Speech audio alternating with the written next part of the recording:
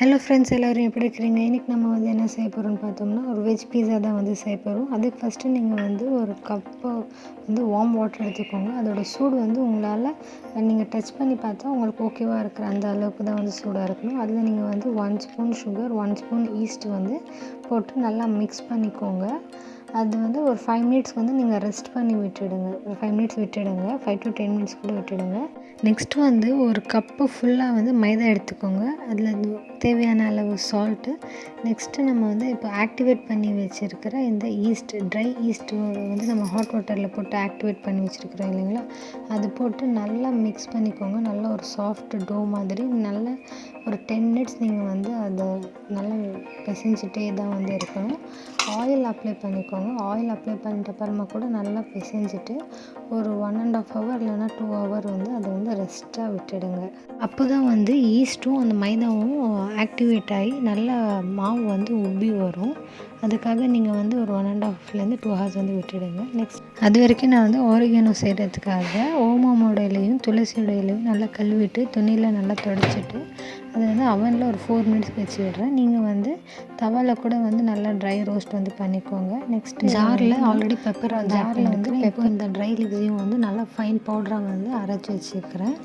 இப்போ வந்து ஒரு 1.5 ஹவர்ஸ் வந்து முடிஞ்சிடுச்சு. இப்போ வந்து மாவு வந்து நல்லா உப்பி வந்துடுச்சு. நீங்கள் வந்து என்ன பண்ணணுன்னா, நீங்கள் உங்களோட பீஸாக்கான சைஸ் அந்த பிளேட்டை பொறுத்து வந்து நீங்கள் மாவை வந்து டிவைட் பண்ணிக்கோங்க. நான் வந்து ஒரு 3 பீஸா அளவுக்கு நான் கட் பண்ணி வச்சுருந்தேன், அதாவது டிவைட் பண்ணி வச்சுருந்தேன். இப்போ நீங்கள் வந்து எதில் பீஸா செய்கிறீங்க அந்த பிளேட், அந்த சைஸ் பிளேட் எடுத்துக்கோங்க. இல்லைன்னா பட்டர் பேப்பர் எடுத்துக்கோங்க. அதில் வந்து நல்லா ஆயில் வந்து நல்லா அப்ளை பண்ணிக்கோங்க. அப்ளை பண்ணிவிட்டு நீங்கள் கையில் கூட வந்து நல்லா ரவுண்டாக வந்து பண்ணிக்கலாம். ரொம்ப திக்காகவும் இல்லாமல் தின்னாகவும் இல்லாமல். உங்களுக்கு கையில் வரலன்னா நீங்கள் வந்து சப்பாத்தி ரோல் பண்ணுறோம் இல்லைங்களா, அதில் கூட வந்து நீங்கள் அந்த ரோலிங் பின்னில் கூட வந்து பண்ணிக்கோங்க. நெக்ஸ்ட் வந்து அது மேலே வந்து நல்லா ஃபோக் வச்சு ஹோல்ஸ் போட்டுக்கோங்க.